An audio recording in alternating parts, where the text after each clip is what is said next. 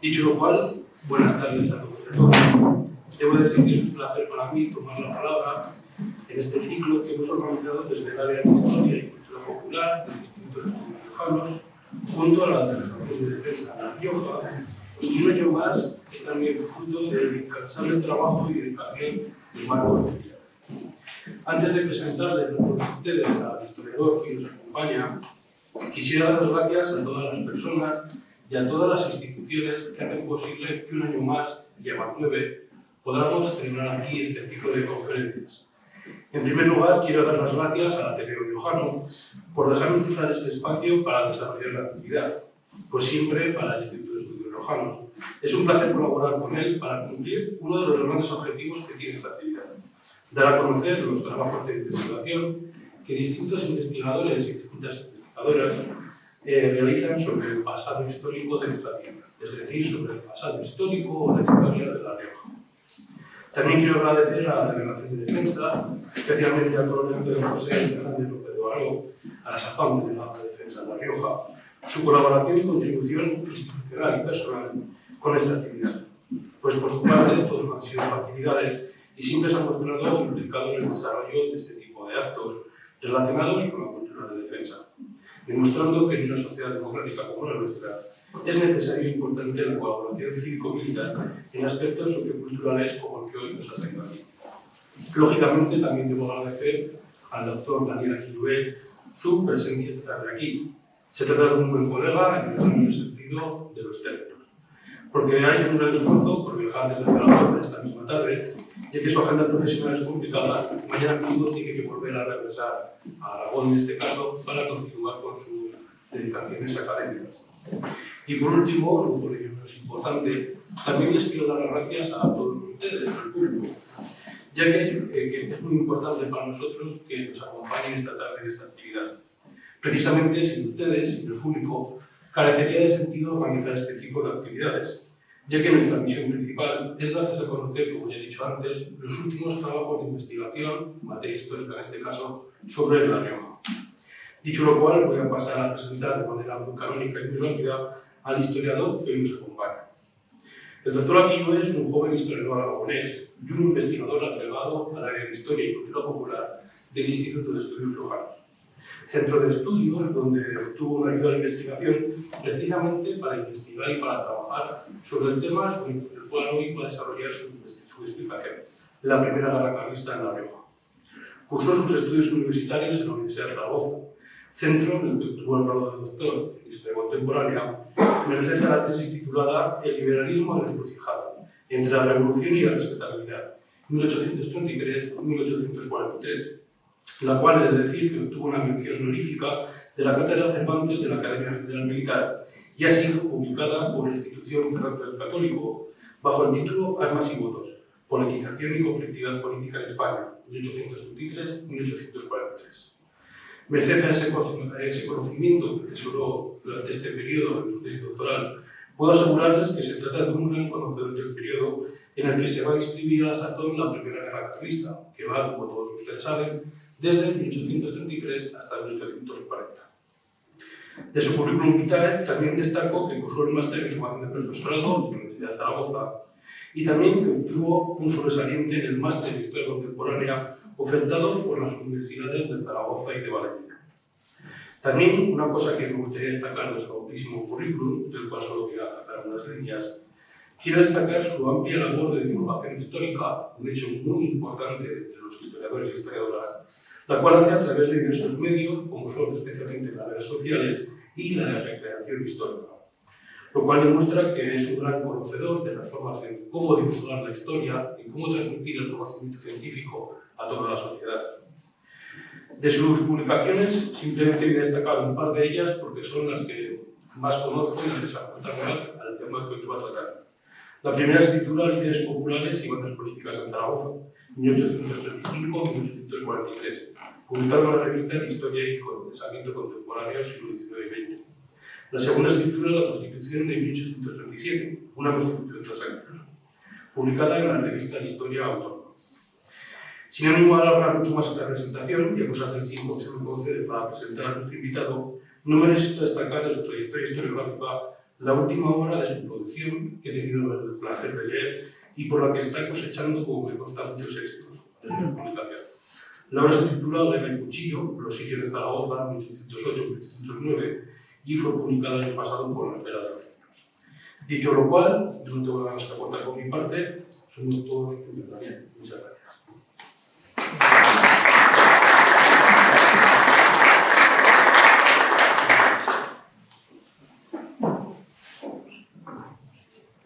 Muchas gracias, Sergio, por su presentación.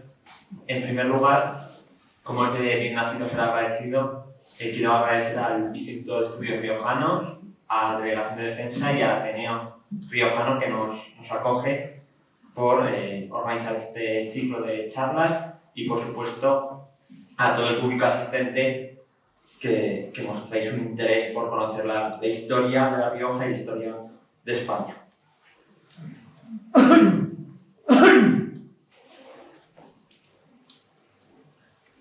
En primer lugar, el contexto.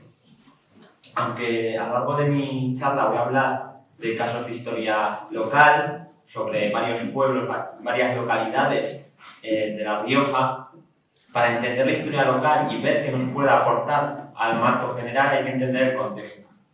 Y el contexto en el que nos vamos a mover a lo largo de esta charla son 7 años de guerra civil, la primera guerra carlista, que se desarrolló entre 1837 y 1833 y 1840. 7 largos años de una guerra tremendamente cruel.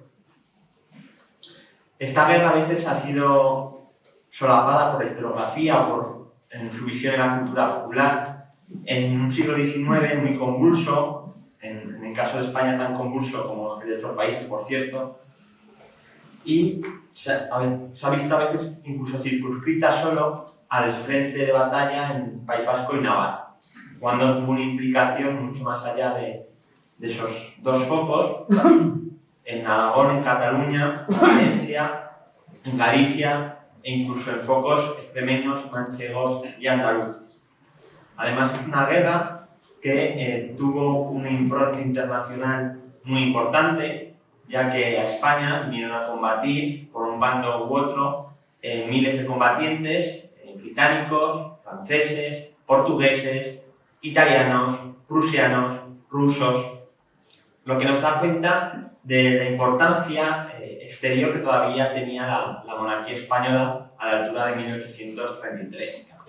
Siempre se ha pensado que estaba en un segundo plano en el orden europeo, pero lo que ocurriera y quien reinara en el trono de España era fundamental para las potencias europeas, para el resto de potencias europeas.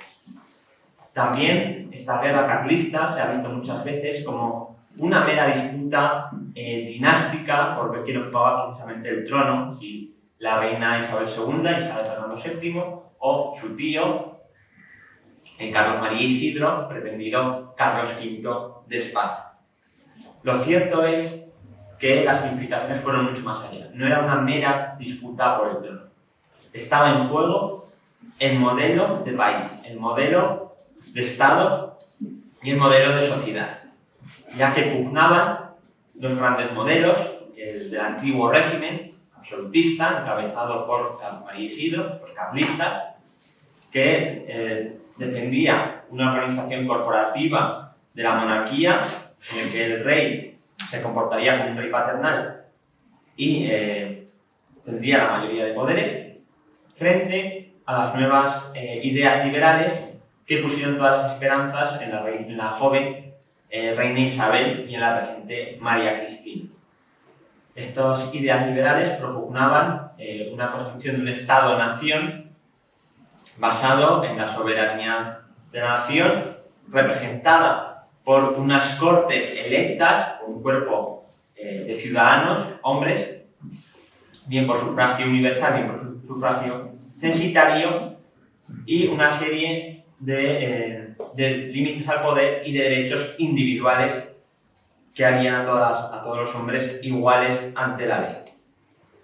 Estos dos proyectos, además, eran se encaminaban en la lucha europea y americana de la revolución y la contrarrevolución, la revolución liberal y la contrarrevolución absolutista que combate desde 1789, desde al menos 1789, fecha icónica para la historia contemporánea por el inicio de la Revolución Francesa. También se ha dicho sobre esta guerra carlista que si los carlistas eran capaces de pasearse de punta a punta de España con sus expediciones, basta recordar que la expedición del general Gómez salió de las provincias vascas en 1836 y en apenas unos meses se plantó ante Gibraltar y vuelve hasta Navarra, sin que consiguieran derrotarlo, ni interceptarlo, ni pararlo las tropas isabelinas, las tropas liberales. Y eso ha venido a servir muchas veces para decir que España no era ni liberal ni carlista, sino que la mayoría de la población, la mayoría de esos 12 millones de habitantes, eran totalmente indiferentes y apáticos a cualquier cambio político y a lo que se disputase, e indiferentes incluso a quien reinase. Las investigaciones más recientes sobre movilización y politización popular, tanto en este periodo de la guerra carlista y la revolución liberal, como anteriormente en el trienio constitucional, como en la guerra de independencia, e incluso durante el siglo XVIII con los distintos motines populares, como los de 1766, han venido y están demostrando cada vez más que la sociedad española, igual que en otros puntos, no era apática a los cambios políticos, sino que participaba de ellos por distintas vías, legales, con las armas, con la palabra o con manifestaciones de distinto tipo. Con lo cual, el abanico para la investigación histórica se abre mucho a todos los agentes sociales del momento, en el siglo XIX también. Y precisamente ahí es donde inicié mi tesis doctoral, donde busqué encuadrarme, ver cómo se movilizaba y politizaba la gente de a pie, a ras de suelo. ¿Por qué combatía un soldado isabelino? ¿Por qué combatía un soldado carlista? ¿Por qué se alistaban en la milicia nacional? ¿Por qué había disputas electorales? Pero no solo disputas electorales por ver quién estaba en el gobierno de Madrid, sino disputas electorales en cada provincia y en cada pueblo por ver quién era el alcalde, quién era el concejal, quién era el comandante de la milicia, si era demasiado tibio con las posturas liberales o si en el pasado había tenido un comportamiento afín al absolutismo o al liberalismo más exaltado.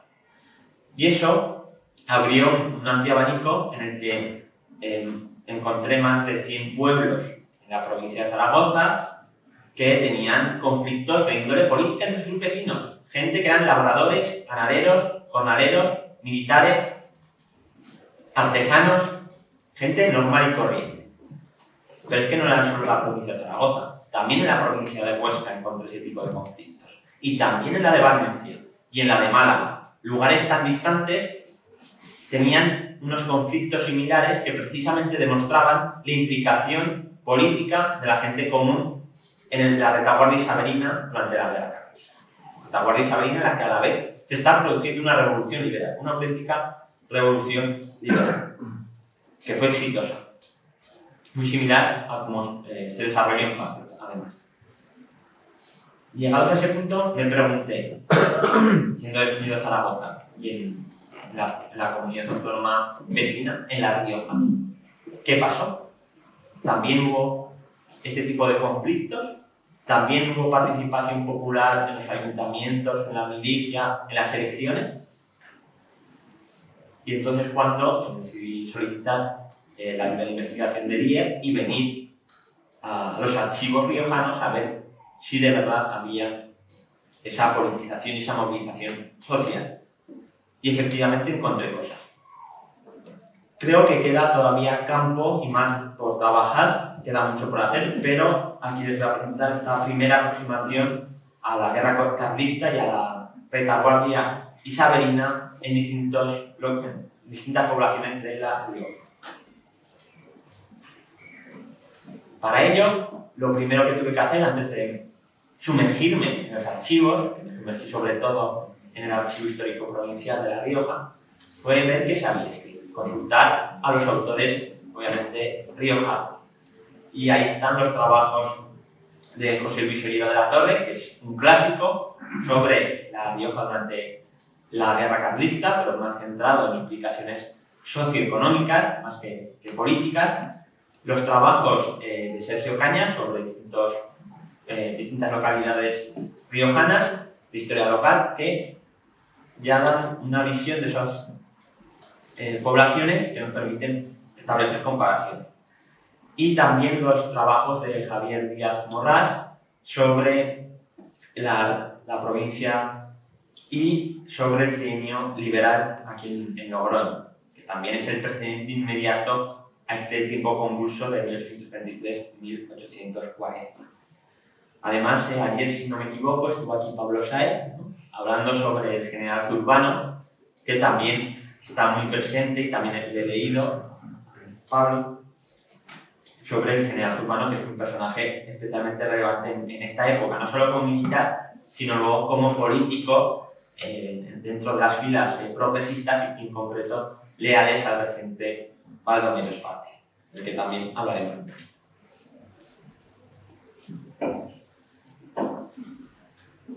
Además, hay que entender, para ver la movilización y la politización, la situación en la que se hallaba La Rioja. La Rioja era frente bélico, frente de guerra, uno de los principales frentes de guerra.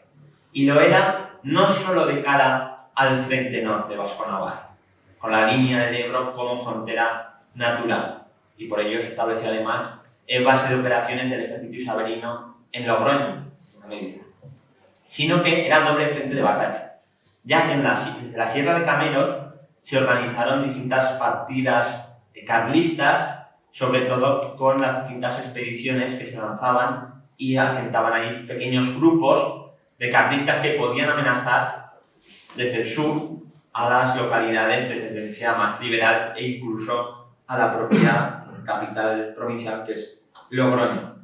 Eso motivaba que no hubiera muchas veces margen para quedarse indiferente, porque si quedabas indiferente, no es que no sufrieras la represión de un bando, la podías sufrir de los dos. Y eso, en buena medida, a veces radicalizó o movilizó en un sentido liberal o carlista a las localidades y a sus vecinos. Y obligó a tomar partido, quisieran o no. Porque el miedo a la guerra, el miedo a sufrir las requisas de los ejércitos de uno u otro bando, pues llevó a tomar determinadas actitudes. También ese doble frente de batalla conllevó la fortificación y la recuperación, en algunos casos, de antiguas fortalezas para tenerlas como puntos fuertes, como puntos de guarnición en caso de ataque carlista. Y veremos algún caso en concreto, el caso de Briñas. En La Rioja la sociedad se dividió. Hubo carlistas y hubo liberales. Comenzamos por los carlistas y con un caso local. El carlismo inicialmente, cuando muere el rey Fernando VII el 29 de septiembre de 1833, lo que piensa es que cuenta con el apoyo mayoritario de la población española y piensa en un golpe rápido, incluso en un mero pronunciamiento. Es decir, don Carlos se proclama rey de España y todo el mundo lo acepta salvo una minoría. Y es un pronunciamiento en las ciudades, en los núcleos urbanos del país, que posibilita, sin apenas derramamiento de sangre, que Carlos, que estaba exiliado en Lisboa, entre en España, llegue a Madrid y sea proclamado rey de España. Esto inicialmente fracasa, porque se lo proclaman militares, algún militar, el cura Merino, en algunas zonas aisladas, pero no es un levantamiento general en su favor. Entonces, el primer intento es tomar al asalto y hacerse con el control de los principales núcleos urbanos del país. ¿Y qué va a utilizar don Carlos para ello? Pues la fuerza armada que dispone, ya que no dispone de la simpatía de la mayoría del ejército, que previamente había sido purgado de los elementos más absolutistas, proclives al carlismo, por el propio Fernando VII, que quería que su hija reinase, Carlos va a apoyarse en un cuerpo miliciano de carácter absolutista creado en 1823 para el control del orden público y la represión de los liberales. Porque en 1823, por cierto, se disuelve todo el ejército español, salvo la Guardia Real, acusado de ser liberal. Y la fuerza armada es la Guardia Real y esta milicia absolutista, que son los voluntarios realistas. Hasta 200.000 en todo el país. Esto eran gente que tenía su oficio, muchas veces de las clases populares, que cada semana o cada mes tenían instrucción bajo orden militar y se encargaban de tareas de orden público y de represión hacia los liberales. Y eso se mantiene hasta 1833. Pero lo primero que hace la reina regente, lo primero que haga, María Cristina, cuando muere su marido, Fernando VII, será disolver inmediatamente, dar la orden de disolución de todos los cuerpos de voluntarios realistas del país. Y eso lo podrá hacer en todas las provincias, menos en 4. En Madrid le cuesta un motín, pero lo consigue. Pero en las 3 provincias vascas y en Navarra no lo conseguirá porque son atribuciones de las diputaciones forales. Y por eso, estos voluntarios realistas, en País Vasco y Navarra, serán el núcleo del ejército carlista. Porque no son disueltos, porque no son competencia de la monarquía, son competencia de las diputaciones forales. ¿Qué pasa en La Rioja? Que antes de que la disolución sea efectiva, se produce el pronunciamiento, el 7 de octubre de 1833, de los voluntarios realistas de Logroño. Los voluntarios realistas, al mando de su comandante, Basilio García, y del capitán de su compañía de granaderos. Los granaderos eran la compañía de élite, digámoslo así, que era Juan Pablo Briones.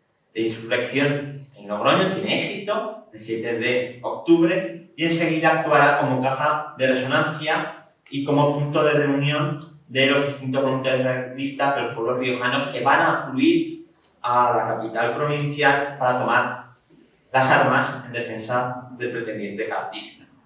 Enseguida llega además de Navarra Santos Ladrón, que se hace con el control del levantamiento carlista riojano y reúne hasta 1.200 hombres de infantería y 70 de caballería, con los que pasará a tierras navarras y se enfrentará al general Lorenzo. Será en la batalla de los Arcos, el 11 de octubre, y allí será Santos Ladrón derrotado, luego fusilado y sus tropas dispersadas. Mientras esto sucede, en Logroño queda Basilio García con una escasa guarnición y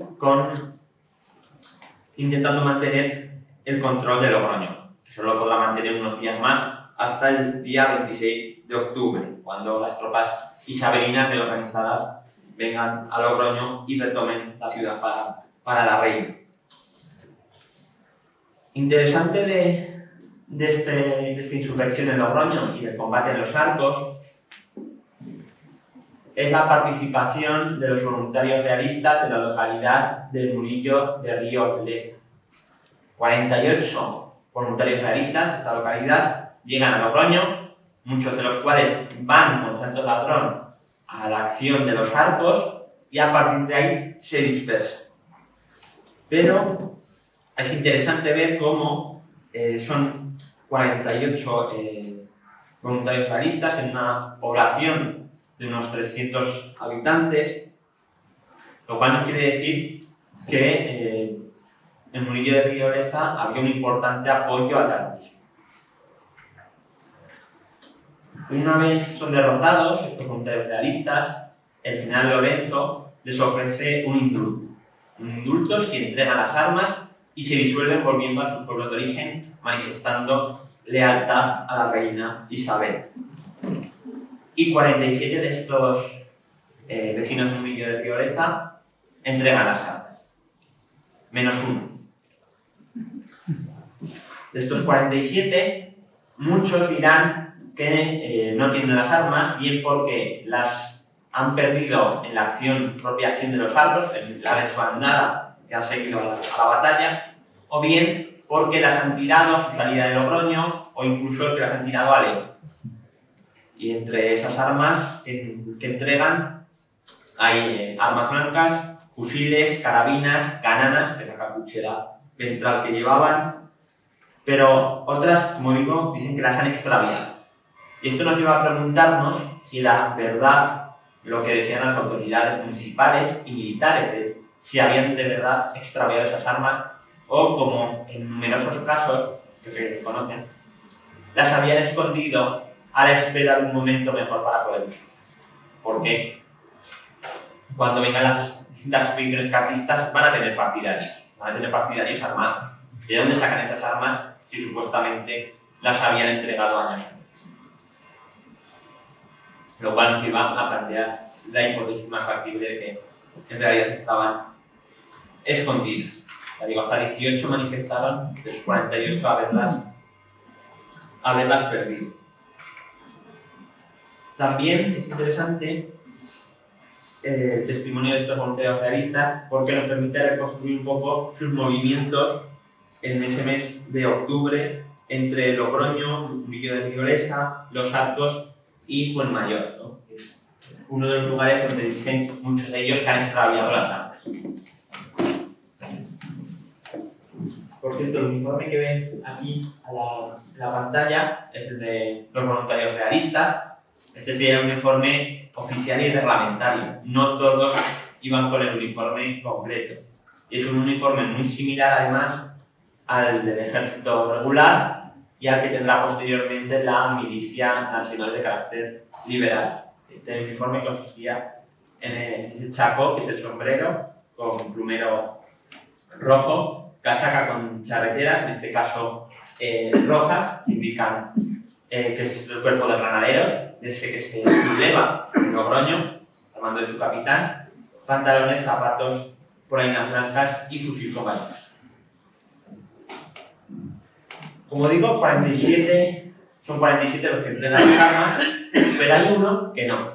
Y ese es José María Malo, que es voluntario realista de caballería, natural vecino de Rioleza, que junto a otros riojanos cruzan el Ebro y se unen a las fuerzas carlistas de las provincias vascas y Navarra.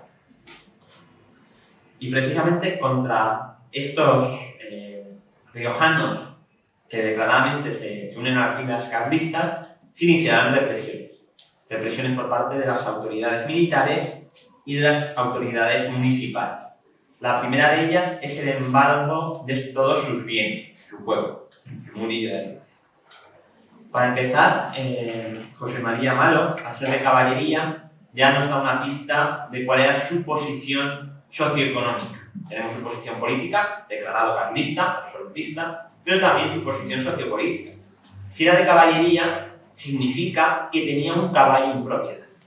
Y un caballo en propiedad, ojo, que era una gran propiedad. El caballo servía para el trabajo, pero servía para la labranza, pero servía también como arma de guerra. Y el arma de guerra, si me permiten el símil, un caballo antes del siglo XX es como un tanque en el siglo XX. Es una fuerza importante. De hecho, un caballo de batalla llegaba a costar 4.000 reales.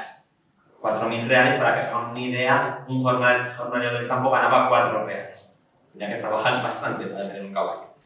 Y uno de labranza costaba en torno a 560 reales. Entendemos que el de José María Malo es más factible que fuera de batalla, o al menos uno de labranza bueno para que lo pudiera utilizar en combate. Con lo cual ya, esto no quiere decir que José María Malo era de la élite de Rioleza. Pero es que además sabemos los bienes que se le embargan, que quien va a sufrir no es el que se ha ido con los carlistas, sino que va a ser su esposa, Vicenta de Oca, a la que le embargan una sartén, un cazo de hierro, 9 sillas, fanega y media de tierra, la mitad del sembrado de otra fanega y media de tierra, la mitad del sembrado de una heredad que tenían en arrendamiento y la mitad de otro sembrado de una heredad. Es decir, varias parcelas que tenía bien arrendadas, bien propias. Con lo cual, no, indica que que José María Malo y su esposa eran acomodados vecinos de Murillo de Rioles. Otros jugados a la facción, a las filas carlistas, eran Antonio Rodríguez, por no presentarse al alistamiento en el ejército isabelino, Santiago Ocón, Ramón Notario Eusebio Muñoz y Tiburcio del Campo. Y todos estos, según los testimonios que se recogen por las autoridades, están vinculados a José María Malo, lo cual igual puede indicar una cierta red clientelar de este gran propietario o mediano propietario de Murillo de Rioles. Su esposa, Vicenta de Oca, finalmente, posiblemente por estas represalias, consiguió un caballo y con él pasó a Álava a unirse con su marido, las filas carlistas. Y es que no fue la única mujer que sufrió las represalias durante la guerra. Fueron numerosos casos, tanto de un bando como de otro. Aquí en la imagen tienen desde una mujer que es emplumada y paseada con escarnio por todo el pueblo, acusada de espía, pues en la provincia del País Vasco, pero también hay casos, por ejemplo, en Aragón, de la madre del general carlista Cabrera, que acabó fusilada en 1936 por las tropas liberales. Con lo cual hay casos por ambos.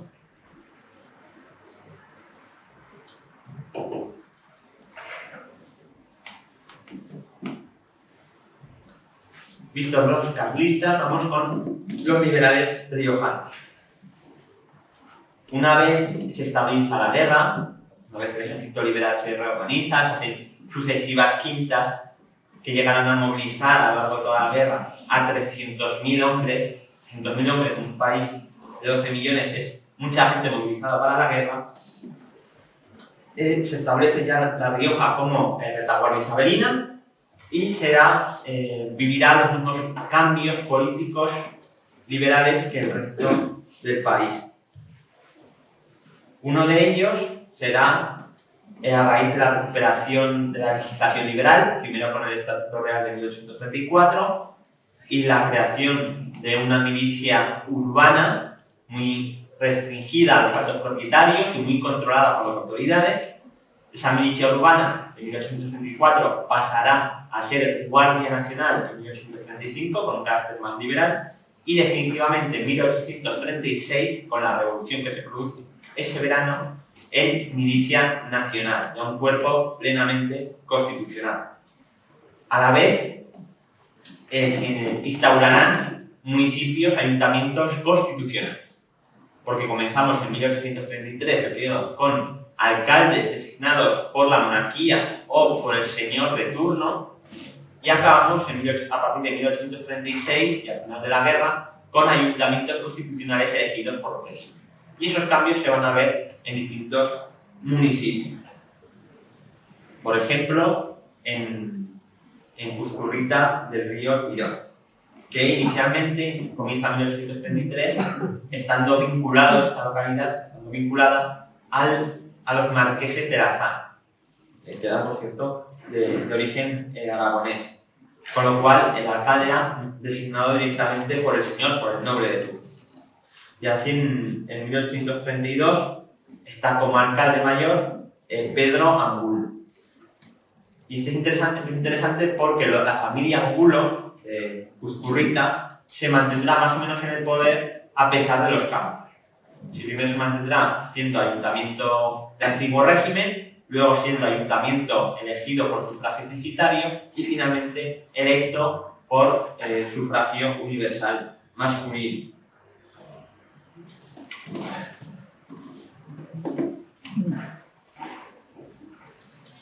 Además, en Cuscurrita tenemos las listas de electores con las rentas más altas. Y ahí aparece precisamente la familia Angulo entre esa élite económica de Cuscurrita. Tenían una renta, Pedro Angulo concretamente, de 567 reales, Miguel Angulo de 695, con lo cual era una familia acomodada. Aquí les he puesto algunos ejemplos de sellos de los municipios riojanos, en los que se ve cómo cambia también la política, porque aparecerá, no solo aparece el año, sino que aparece si la reina es reina Isabel II por la gracia de Dios, reina Isabel II por la gracia de Dios y la Constitución, o por ejemplo la nota que aparece de vaga de este sello durante el periodo constitucional, con lo cual ya nos indica esos cambios en los propios sellos municipales. En Cuzcurrita, el único momento de cambio que hay en el ayuntamiento es entre 1836 y 1839, que hay algo de variación, aunque haya mulo todavía, pero aparecen otros apellidos como el de Mateo Sandoval o Domingo Junquera, que provienen aparentemente de las clases medias emergentes de la burguesía. El último cambio que se da en el ayuntamiento es en 1843, cuando llegan al poder los moderados y disuelven los ayuntamientos electos por sufragio universal masculino para designarlos desde el gobierno. Y ahí cambia a un tal Pedro Sáez, que lo interesante de este es que, a diferencia de sus predecesores, no es miembro de la Milicia Nacional. Y ser o no ser miembro de la Milicia Nacional no se indica adscripción política, porque si estabas en la Milicia Nacional, en teoría eras constitucional y liberal, y si no lo estabas, eras sospechoso de, si no carlista, al menos reaccionario o proclive al liberalismo más conservador. Junto a los ayuntamientos, la otra pata de la revolución liberal y del liberalismo en España y en La Rioja es la Milicia Nacional. La Milicia Nacional es como el reverso de la milicia absolutista que habíamos visto antes, que eran voluntarios realistas. Y esta Milicia Nacional era un cuerpo cívico, una institución cívica, que acabó dependiendo a partir de 1836 de los ayuntamientos, y en la que se retiraron todas las limitaciones de renta para poder entrar. Con lo cual, a partir de 1836 encontramos un cuerpo miliciano que puede entrar hasta los jornaleros, las clases populares, que elige por sufragio universal, masculino, directo y secreto a sus oficiales, y que solo responde ante ayuntamientos constitucionales que también son elegidos por todos los vecinos por sufragio universal. Con lo cual, estamos ante dos espacios, en los ayuntamientos y la Milicia Nacional, que podríamos calificar de democráticos. Y democrático en el siglo XIX era raro que fuera democrático. Estamos en sistemas liberales, constitucionales, pero restringidos, limitados, no democráticos. Y sin embargo, durante este periodo de 1836 hasta 1843, que acaba la regencia de Espartero, tanto la milicia como los ayuntamientos son democráticos. También en buena medida porque, uno, se ha restablecido la legislación más radical del final del trienio liberal de 1823, porque ha vencido la revolución en 1836, y porque las propias dinámicas de la guerra, y en La Rioja se ve claro estando en el frente, necesitaban un cuerpo militar amplio, armado y bien uniformado, ¿no? En este caso sería la milicia, que defendiera sus pueblos mientras las tropas regulares del ejército estaban en el frente de batalla combatiendo al carlismo. La Milicia Nacional lleva este uniforme que ven en pantalla, que no es muy distinto de lo que hemos visto anteriormente para los voluntarios realistas. Se diferenciaban en los botones y poco más. Además, luego os enseñaré si les interesa, he traído esto, que lo verán y verán, que es un gorro cuartelero, una gorra característica de la Milicia Nacional. La Milicia Nacional se pagaba sus uniformes, salvo que el ayuntamiento de turno, generalmente de carácter liberal progresista, decidirá sufragar parte de ellos. Y claro, si se pagaban los uniformes, ¿quién tenía uniforme? El que se lo podía pagar, el que tenía dinero, las élites burguesas. Y las élites burguesas de cada municipio que estuvieran en la milicia, además muchas veces como oficiales o de caballería, para demostrar adhesión a la causa de Isabel II y del liberalismo, vestían así, con el uniforme perfectamente completo. Pero ¿qué pasaba con los jornaleros o las clases más populares que entraban en la milicia? ¿Cómo se distinguían? ¿Cuál era su elemento distintivo? No podían pagarse el sombrero, que es el chacón, ese sombrero que llevan, la gorra, que era mucho más barata, con las iniciales MN de Milicia Nacional. Y ese era un distintivo que quienes arriesgaban su vida en defensa de Isabel II y de la Constitución, fuera la de 1812 o la de 1837, que son las dos en vigor en este periodo, se identificaban con la gorra.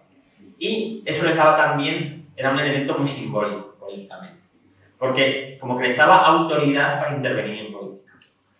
Cuando iban a votar, o incluso cuando conocían un vecino ideas más proclives al carlismo, para impedir que se votara. Porque la política no solo se ejercía mediante el voto y los cauces legales e institucionales, sino también por cauces violentos al margen de la ley.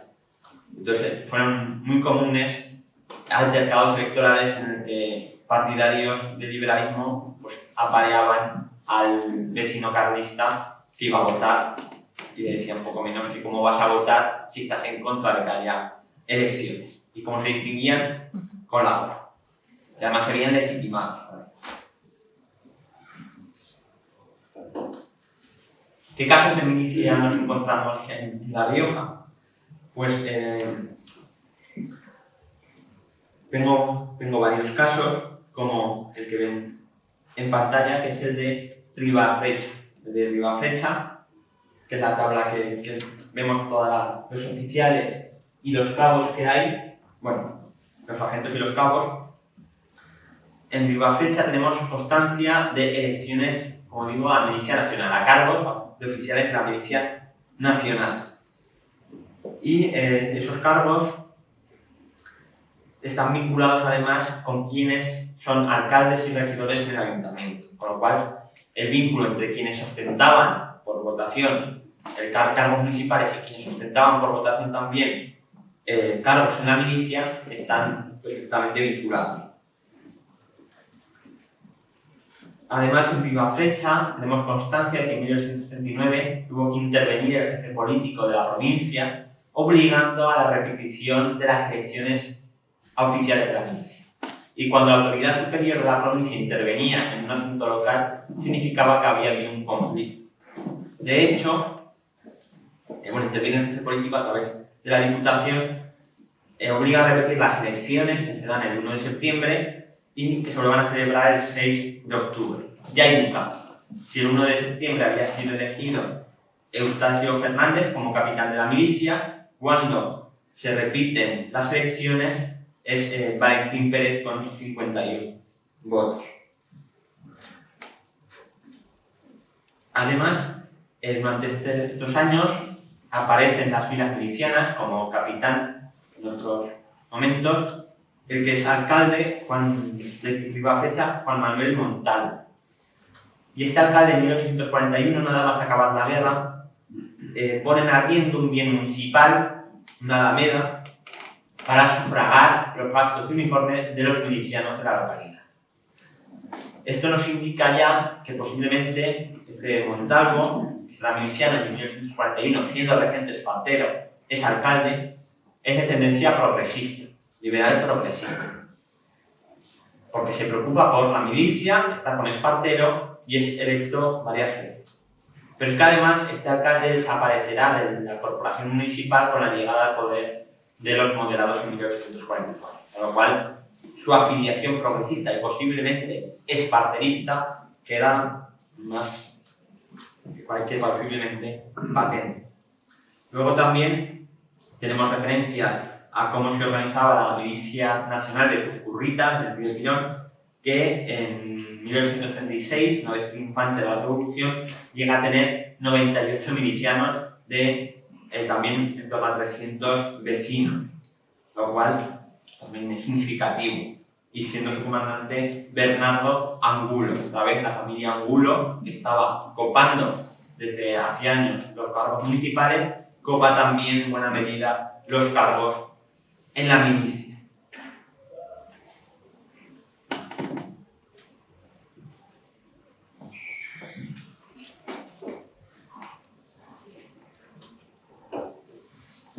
Por último, hablando de Cuzcurrita, del río Tirón, cabe mencionar un conflicto que hay, en este caso no es con la milicia, sino con las tropas regulares del ejército.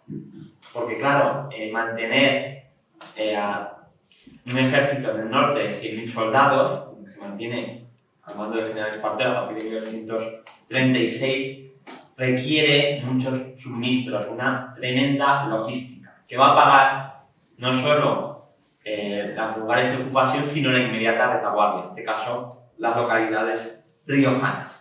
Y en Cuzcurrita del río Tirón, en 1838, se acantona el Regimiento de Infantería Mallorca. Pero no solo el Regimiento de Infantería Mallorca, sino otras tropas que causaron no pocos quebraderos de cabeza. Parte de la Legión Auxiliar Británica. La Legión Auxiliar Británica había llegado en 1835, había desembarcado en el puerto de Santander y, según cuentan las crónicas, a las 2 horas de desembarcar estaban en su cuartel, un convento desamortizado, borrachas de whisky y dándose navajazos entre ellas.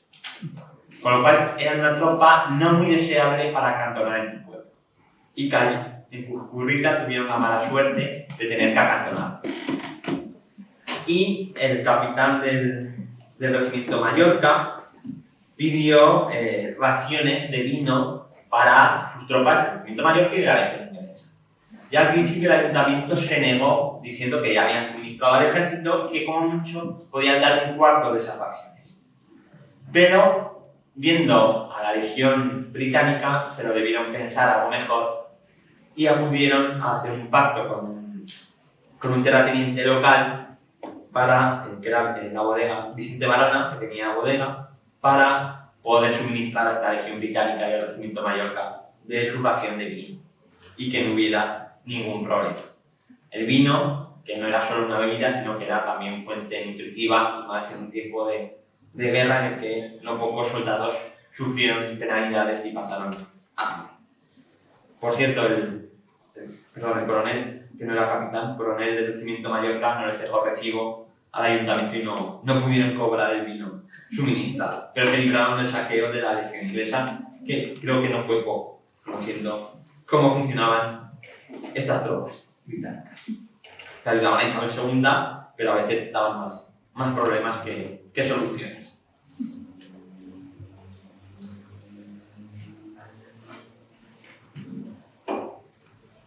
Además de ayuntamientos, milicia y suministro de tropas, en la retaguardia isabelina también se vivió la implantación de la cultura política liberal. Una cultura política liberal que fue muy intensa en estos años, ya que intentaba atraer a cuanta más población a la causa liberal isabelina, y eso se conseguía también mediante las demostraciones públicas y ocupaciones del espacio público con fiestas, ceremonias solemnes, fiestas multitudinarias que establecieran un vínculo entre la sociedad y la monarquía constitucional.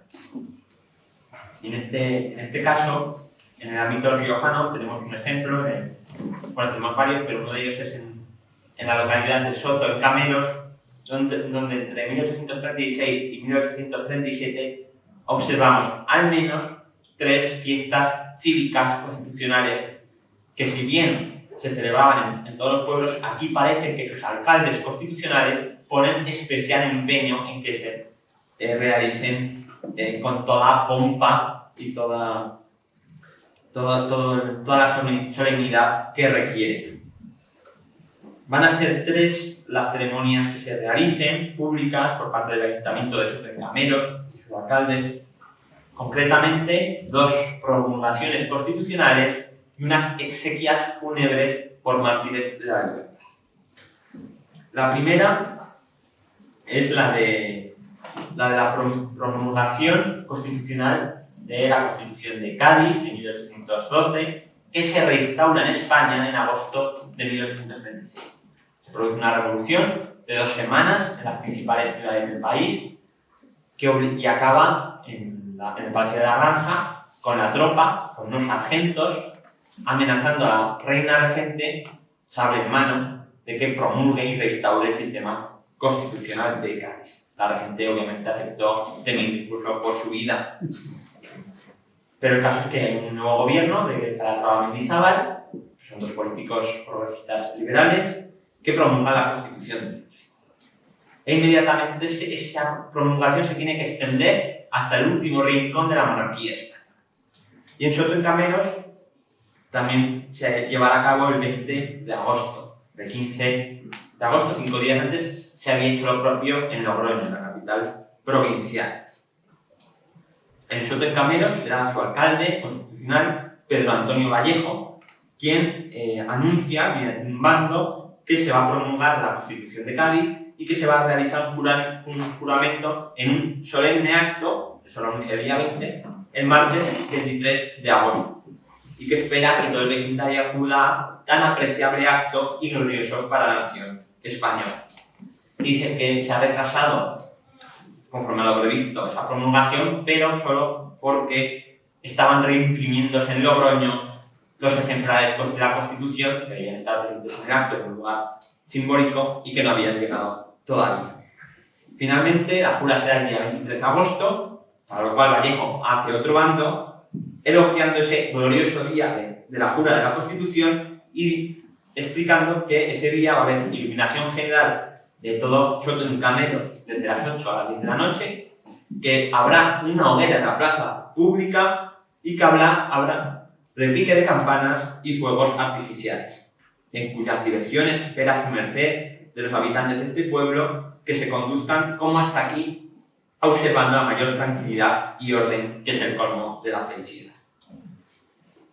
Estos actos se desarrollaron sin ningún obstáculo y en 1837, apenas unos meses después, se van a desarrollar otros dos actos, en este caso con el siguiente alcalde constitucional, que es Miguel Elías, quien se ve igualmente muy implicado en estas ceremonias constitucionales.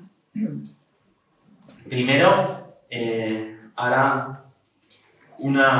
celebrará unas exequias fúnebres por los héroes del sitio de Bilbao y de la batalla de Luchana. Esto había sucedido un poco antes, unas semanas antes, cuando entre la madrugada del 24 al 25 de diciembre, Nochebuena y Navidad de 1836, Baldomero Espartero, al mando del Ejército del Norte, vence, contra todo pronóstico, en medio de una ventisca terrible, a las tropas carlistas en la batalla de Luchana, consiguiendo liberar Bilbao. Eso provocó un gran impacto en toda la sociedad española, porque se consideró que Espartero había conseguido lo imposible, que era vencer en medio de inclemencias con un ejército que estaba sufriendo caminos embarrados, marchas contra marchas, hambre, frío. Consigue tomar posiciones fortificadas a las alturas de los Montes de Cabras y San Pablo, al lado de Bilbao, a las posiciones carlistas, y entra como libertador de Bilbao, que soportaba 2 meses de asedio y bombardeo carlista. Entonces, eso causa un impulso de alegría en todas las filas liberales e isabelinas en toda España, y el gobierno establece por decreto que en todas las localidades de España se tienen que celebrar exequias fúnebres en honor y recuerdo, para recordar públicamente a esos héroes de la nación española de la libertad, que eran los defensores de Bilbao y el general Espartero y sus soldados. Y efectivamente, en Soto en Cameros toman nota y Miguel Elías Benito, como alcalde, da un bando el 4 de febrero de 1837, apenas mes y medio después de los acontecimientos, para celebrar en la iglesia las exequias por los defensores de Bilbao y los soldados de Espartero. Serán el día 5 de febrero a las 9 de la mañana, en un acto religioso en el que se dan oraciones al Todopoderoso por tan beneméritos españoles que murieron en defensa de tan justa causa. Unos meses después, en junio de 1837, este mismo alcalde de Soto en Cameros, Miguel Elías, celebra la promulgación de la nueva Constitución que han hecho las Cortes, que es la Constitución de carácter progresista de 1837. Emulando a su antecesor, hablará de glorioso día de jura de la Constitución, habrá otra vez y repique de campanas, hogueras en la Plaza Plaza Mayor, que ahora se ha renombrado como Plaza de la Constitución, con una lápida, lo cual no es baladí. Las principales plazas de todos los pueblos se van a renombrar como Plaza de la Constitución. Fuegos artificiales, reunión del ayuntamiento y procesión de la comitiva municipal. Y sobre esta procesión cívica liberal, que hay una transposición además entre los actos de carácter religioso, una sociedad tremendamente católica como la española desde el momento, y la nueva religión cívica del liberalismo, que se copian, ¿no?, los elementos festivos, cuenta cómo será esa ceremonia cívica, esa procesión de la comitiva municipal llevando un ejemplar de la Constitución de 1837. Que habla, por ejemplo, de llevando con la posible ostentación la Constitución política de la monarquía española por la calle Mayor a dar la vuelta por la calle de Cristo, a la Plaza de la Constitución, donde se establece un tablado y se lee públicamente a todo el vecindario, recordemos como una parte analfabeto en esta época, la Constitución. Por lo cual, la gente podía no saber leer, pero se enteraba de que iba la Constitución y la política. Porque no solo se leía la Constitución, por cierto, sino que generalmente se leía públicamente la prensa. Por cierto, esto también a veces, lo he inciso, suponía que los carlistas se enteraran de los movimientos del ejército del norte, del ejército liberal, antes que los propios soldados o generales, y pudieran estar prevenidos. Entonces, ocurrían estas cosas. El caso es que finalmente acaba esta jura constitucional en la iglesia, cantándose un Te Deum y jurando ahí las autoridades solemnemente ante las autoridades religiosas la Constitución.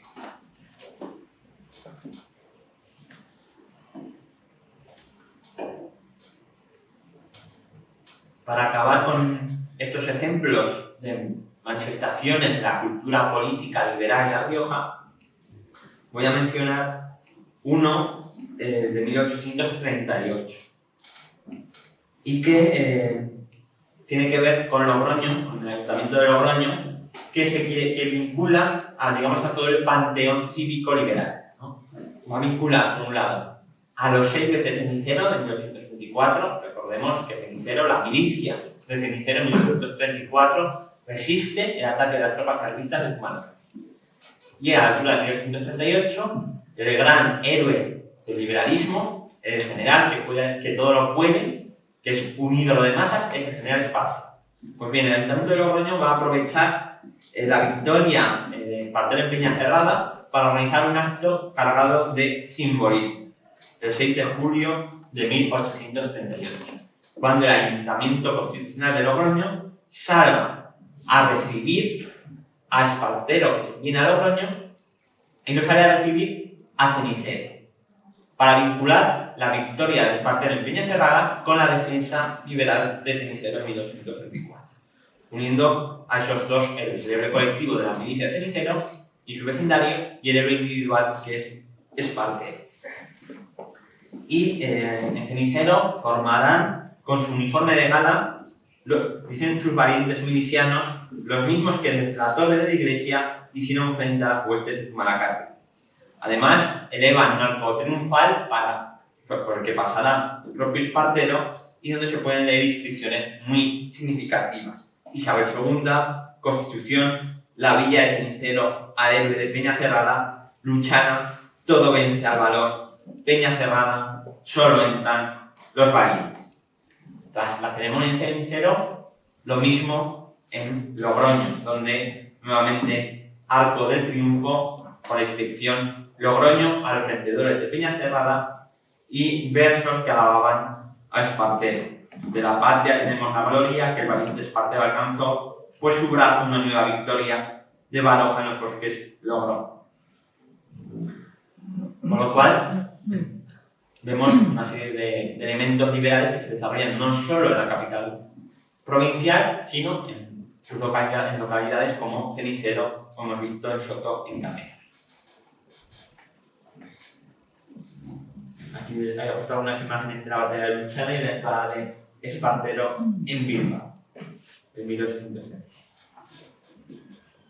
Porque Espartero junto a Zurbano van a ser, como digo, los dos héroes riojanos, bueno, Baldomero Espartero, riojano de adopción, por su matrimonio con doña Jacinta Martínez, de Sicilia y su estancia, se colocó toda su vida allí, y el general Zurbano, que combate en buena medida a las órdenes del comandante en jefe del Ejército del Norte, que es Espartero.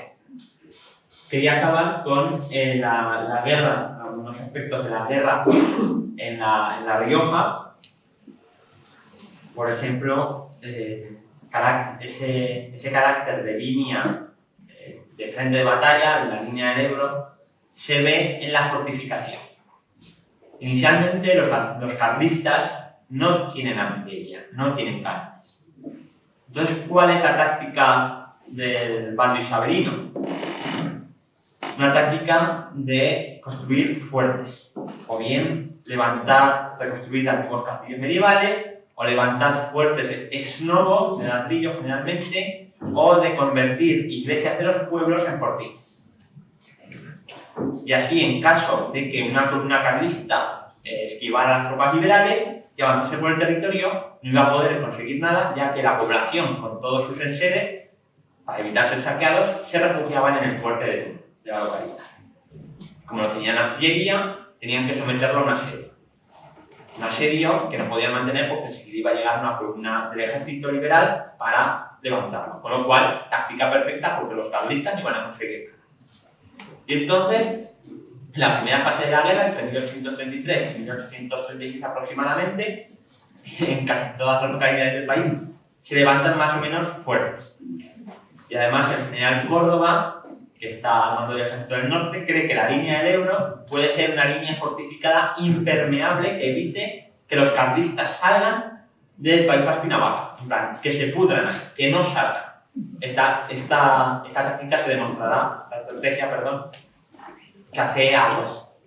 Que los carlistas van a poder romper esas líneas liberales y pasearse por otros territorios. Sin embargo, uno de los primeros ejemplos que vemos de fortificación es Briñas, el puente de Briñas en concreto, ¿no?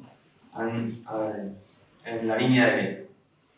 Y esto se produce porque en 1834, el 17 de septiembre, Briñas, que tiene puente para cruzar el Ebro, pues un punto de comunicación importante, es atacado por los carlistas y la guarnición del ejército, que estaba defendiéndolo, huye porque no tenía dónde refugiarse.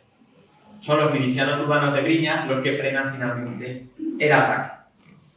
Y entonces, a partir de 1838, el general Manso se ocupa de la fortificación de Briñas y su puente.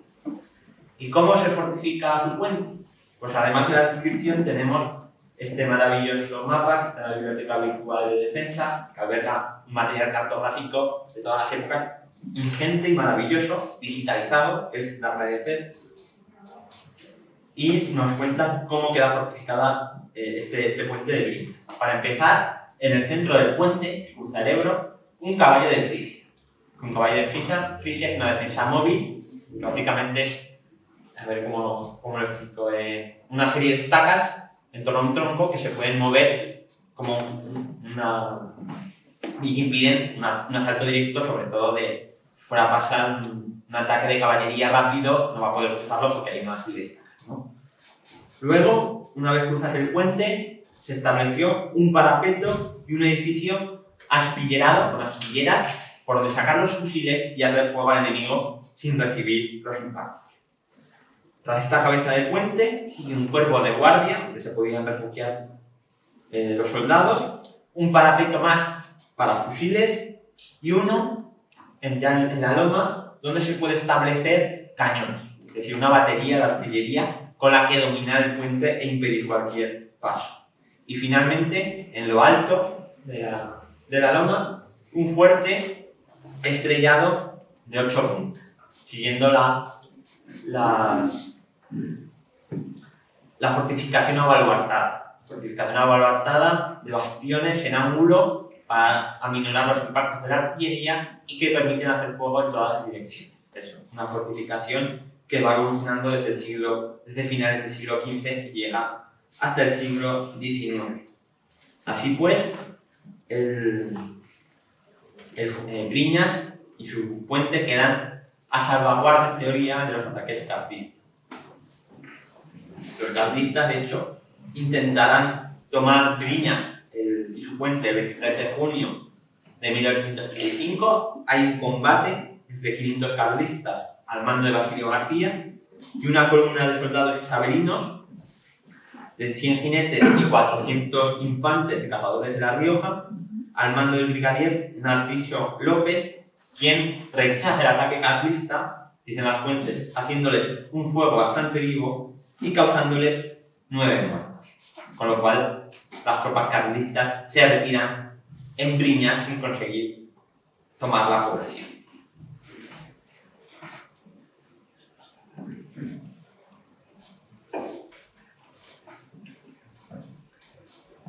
Hubo más ataques carlistas a lo largo de La Rioja.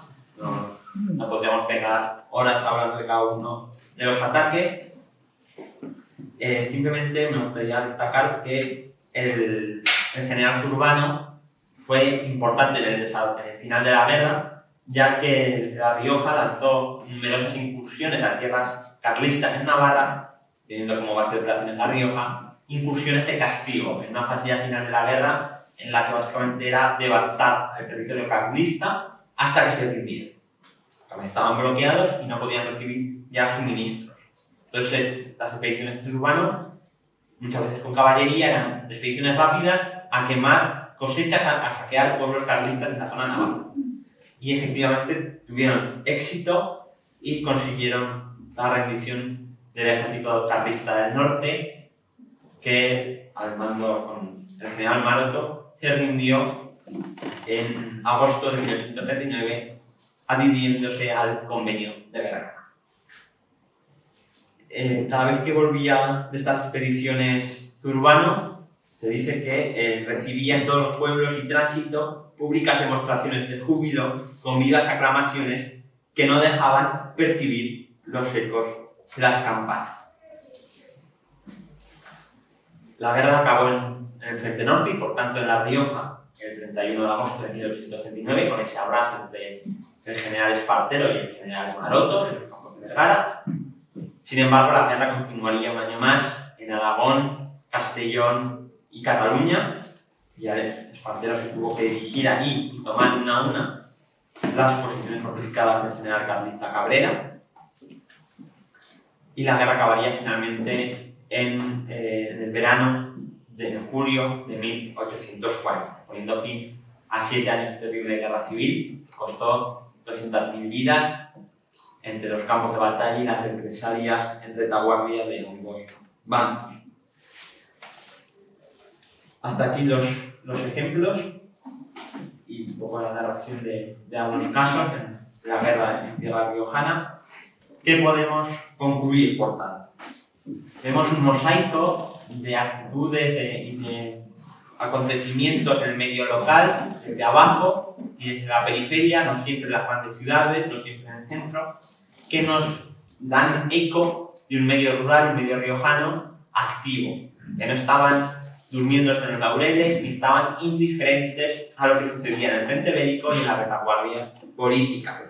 Hemos visto que hay insurrección carlista propia en Murillo de Rioleza, con sus 48 vecinos que toman las armas en 1823, los cambios en el ayuntamiento en Cuzcurrita del Río Tirón, que pasa de ayuntamiento señorial a ayuntamiento constitucional, pero sin embargo hay un predominio de la élite local en la familia de los Angulo, que también están presentes en la milicia, cómo se ejemplifica la cultura liberal no solo en la capital provincial, en Logroño, sino en pueblos como Sotocameros, con unos alcaldes entusiastas en favor de la Constitución y de los mártires y héroes de la libertad, o cómo esa Rioja entre dos frentes de guerra, la línea del Ebro y la Sierra de Cameros, se fortifica y sufre las consecuencias de la guerra de Quisas o ataques carlistas.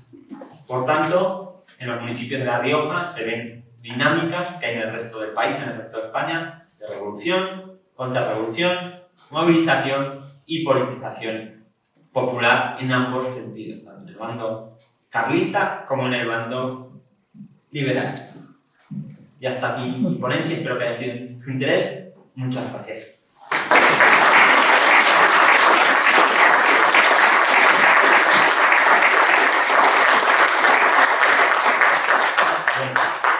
traído también, además de la gorra, un escapulario revolucionario de recreación histórica con el general Espartero y con las iniciales de Isabel II. Si luego se quieren acercar a verlo. Muchas gracias, Daniel. Ha sido una conferencia sin duda interesante y brillante. Lo cierto es que uno, cuando pasan los años y se dedica a estudiar la historia o a enseñarla, cree que conoce mucho los temas hasta que descubre que los profesores especialistas en los temas que les dan multitud de ideas y de matices que desconocían antes. De cara a aprovechar los últimos 10 minutos escasos que nos quedan de actividad, ahora es el turno de todos ustedes, así que cualquier pregunta, comentario, más o menos breve, en función de que somos bastantes personas y pueden querer intervenir más de una, es su turno, que va a presentar el micrófono para que hagan sus preguntas a los.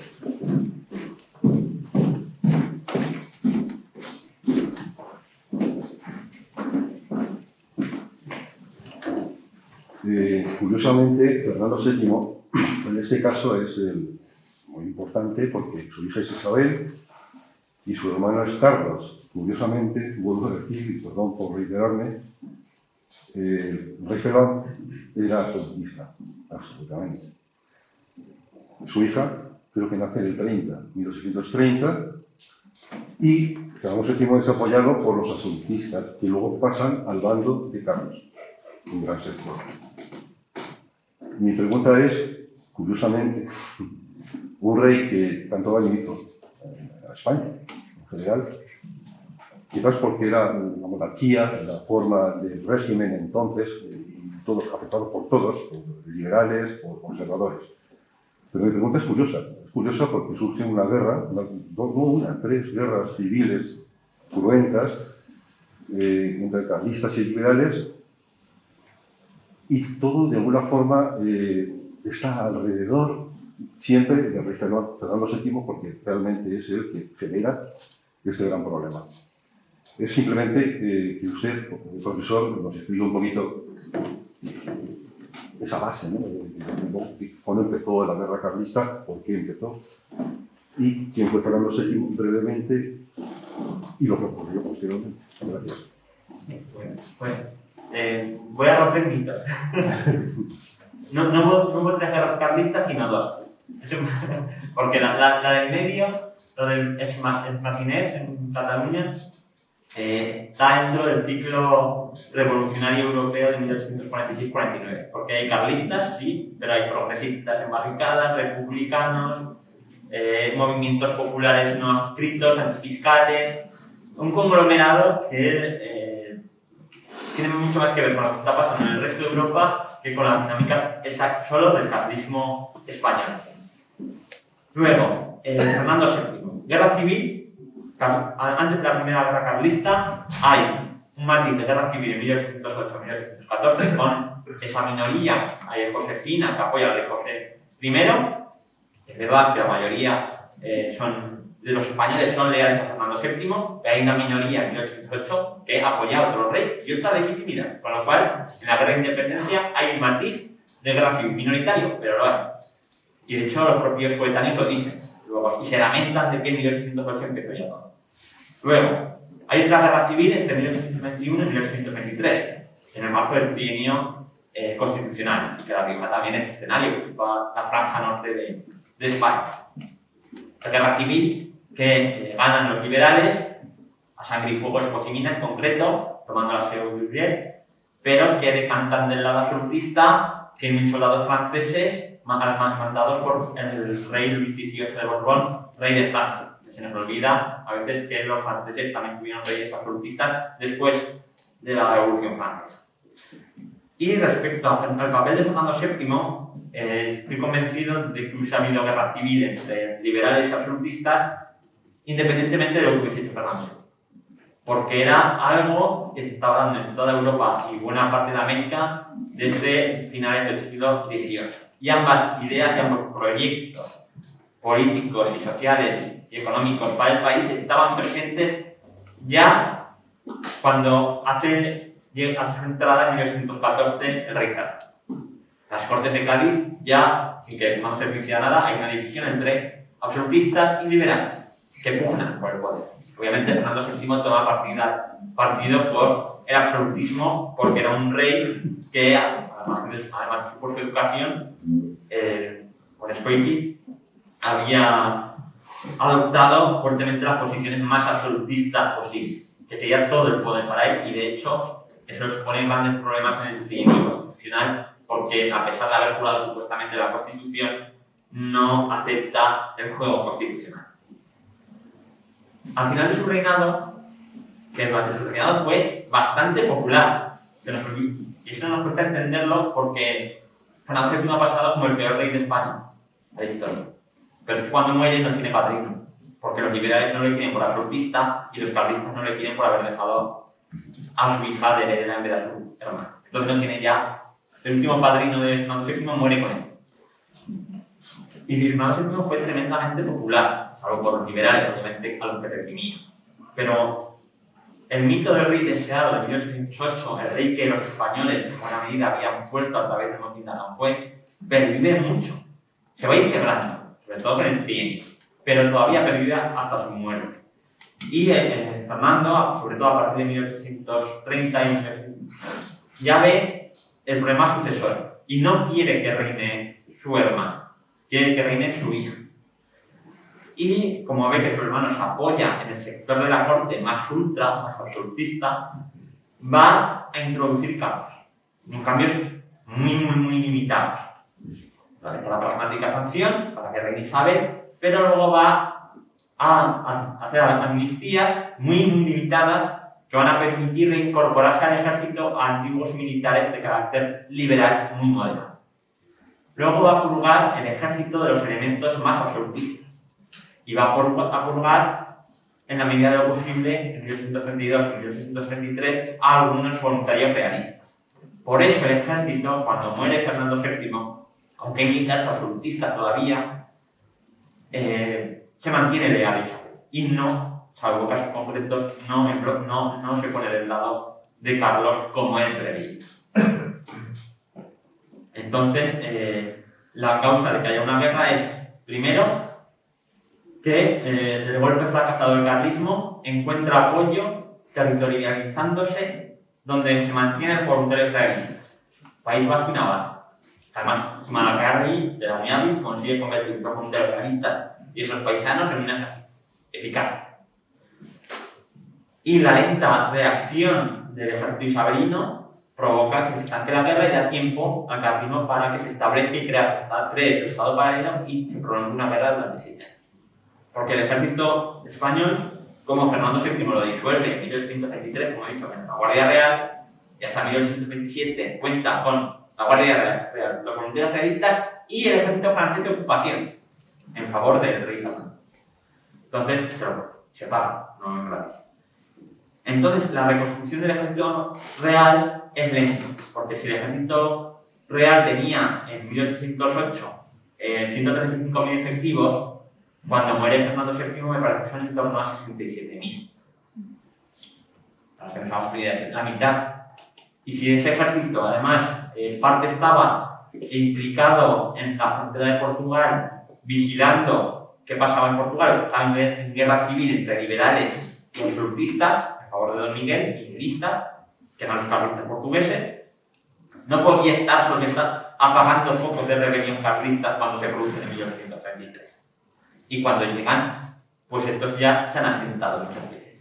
Con lo cual eso da alas a que se prolongue la guerra que inicialmente no preveían, porque Don Carlos preveía un golpe rápido. Y eso fracasa. Espero haber contestado a su pregunta. Correcto, entonces tuvo que ser una pragmática, en este caso la ley sálica que es abolida, y a raíz de ahí surge lo que estamos comentando ahora, que probablemente hubiera habido una guerra civil en España si Fernando VII hubiera seguido gobernando entre conservadores y liberales. Si hubiese sido Carlos Rey, probablemente hubiese habido un levantamiento liberal y sí, la guerra hubiese sido por otro motivo. Yo quería preguntarte, has mencionado la existencia de las fortificaciones del Boce. Yo tengo leído también que por aquí por la Rioja ha pasado una red de telégrafo óptico, de la cual nos queda una torre en lo alto del Cortijo. ¿Esto tuvo importancia en este momento o es un elemento ya anterior? A ver, el telégrafo óptico se empieza a instalar en los años 30 y, por ejemplo, es importante para las comunicaciones con Bilbao también, en el frente norte, que es asediado. El telégrafo adquirirá más relevancia sobre todo en la guerra carlista de 1872-1876. Y de esa guerra sí que conservamos, a diferencia de la primera que tenemos muy poquita, bastantes fortificaciones, no solo en toda la ribera del Ebro. Aquí en la Rioja, no sé qué de esa guerra sí hay, pero por ejemplo hay el fuerte de fusiles de Castejón, en Navarra. En Aragón tenemos varias fortificaciones en la línea del Ebro que protegen precisamente en Sástago, en Caspe, la línea del telégrafo, porque las comunicaciones son vitales y es lo primero que van a ir a cortar los carlistas.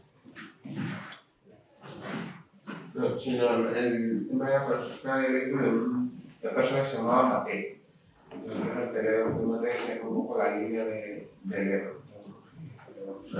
No se responde en concreto. No.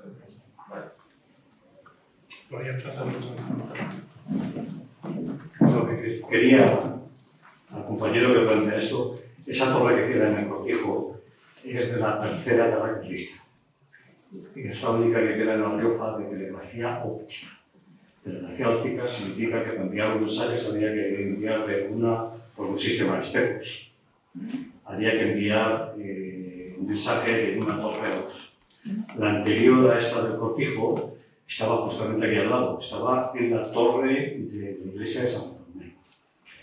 La siguiente hacia el este estaba en Arrúbal y en Alcanadre, lo que era el cerro, que se le sigue llamando el cerro del telégrafo. Pero vamos, que era la del cortijo es perfecta porque era tal cual. En algún otro sitio del estado las han restaurado, las han mantenido, estas han mantenido sola estupendamente.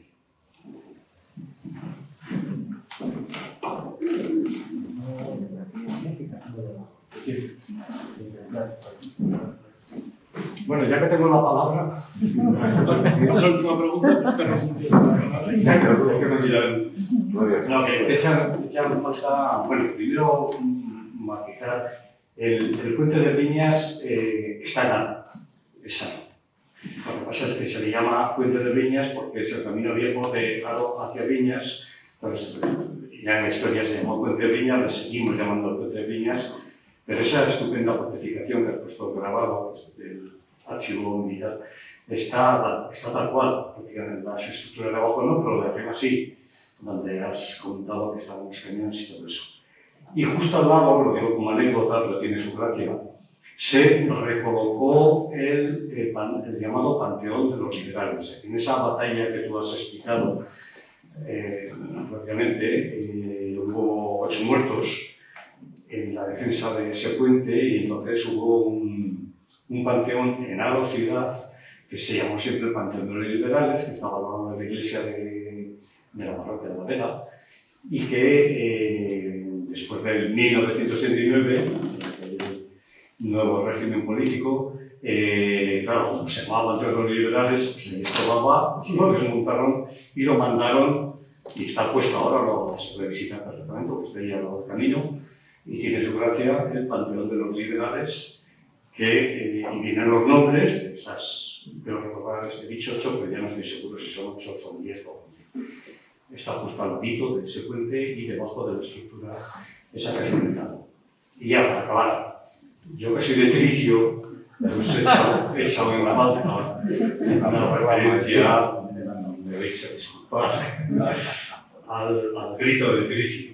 O sea, tanto la ladrón de Cegama que tú has nombrado, el que le dan una paliza ahí en sacos, poco después llega aquí, que viene desde Valladolid, con su cuartel que los ha sublevado y los ha traído por viejos caminos escondidos, llega a Valvanera, llega ese 7 de octubre que tú has dicho, día de la Virgen del Rosario, y de allí baja a Tricio, porque en Tricio había, que es una invitación, sobre todo esto es una invitación a que, como si quitas con esta investigación, que te metas en el tema de Tricio, si encuentras documentación, porque ahí había una familia, los Marrones el apellido, de afamados carlistas, Y luego había otra familia que eran afamados liberales, los Encío, y estuvieron pegándose durante todo el siglo XIX hasta que decidieron casarse entre ellos y se acabó.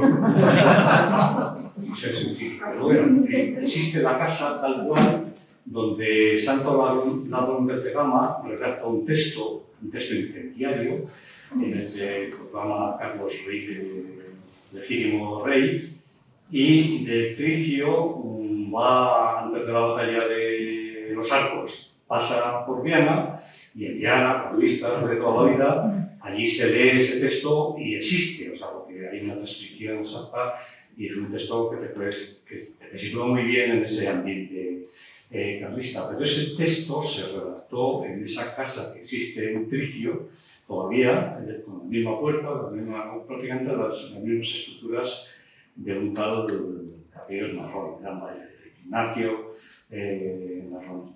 Y esto, bueno, pues es lo que a veces leo como el grito de Tricio, ¿no? La proclamación en esta tierra de Carlos, de que hubiera sido como rey. Creo que sí, que muchas gracias por la mano que tienes. Pues muchas gracias a todos, por supuesto, muchas gracias a Daniel.